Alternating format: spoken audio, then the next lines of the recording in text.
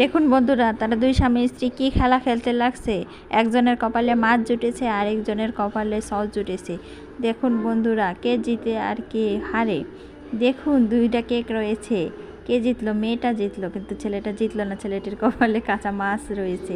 মেয়েটির কপালে দেখুন কেকের সাথে কেকও যুক্ত হয়েছে এবং ঝালমরিচটি যুক্ত হলো ছেলেটির কপালে এবং মেয়েটির কপালে চকলেট যুক্ত হলো। দেখুন বন্ধুরা, মেয়েরা সবসময় বুদ্ধিমতী হয়, কিন্তু ছেলেরা হয় সবসময় বোকা। মাছের সাথে দুধ মিশে সে কীভাবে খাবে?